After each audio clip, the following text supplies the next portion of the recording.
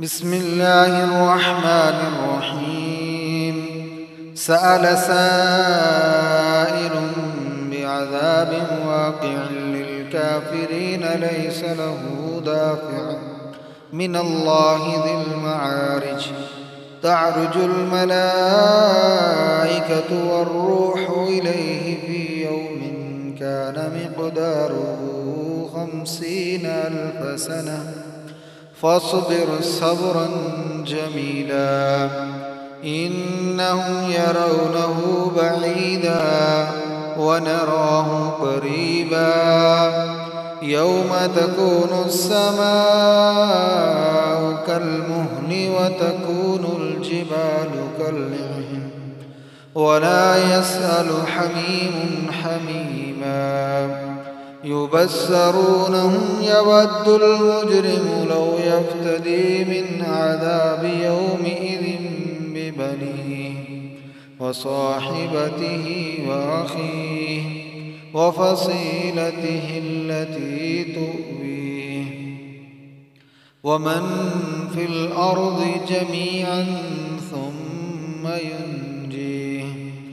كلا إنها لظى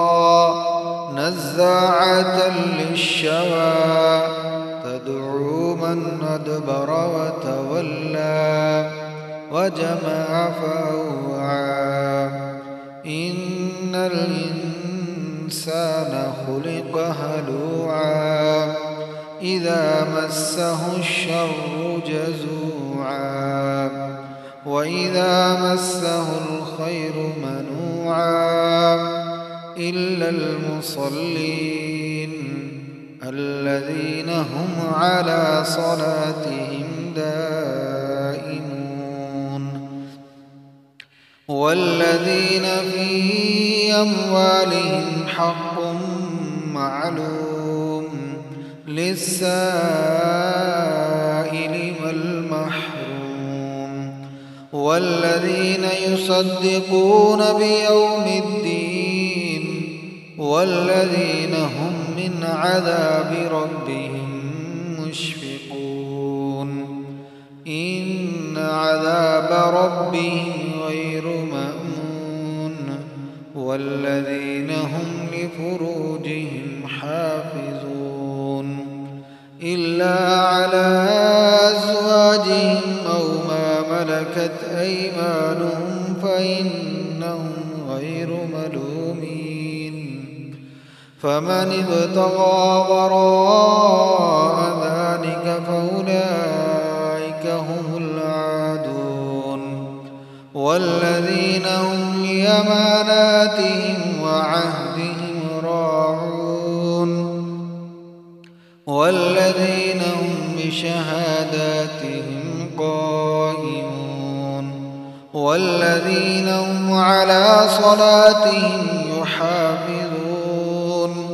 أولئك في جنات مكرمون فما للذين كفروا قبلك مهطعين عن اليمين وعن الشمال عزين أيطمع كل امرئ منهم أن يدخل جنة نعيم كلا إنا خلقناهم مما يعلمون فلا أقسم برب المشارق والمغارب إنا لقادرون على أن نبدل خيرا منهم وما نحن بمسبوقين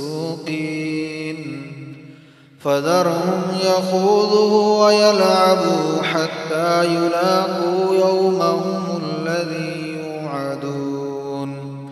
يوم يخرجون من الأجداث سراعا كأنهم إلى نصب يوفذون خاشعة أبصارهم ترهقهم ذلة ذلك اليوم الذي كانوا يوعدون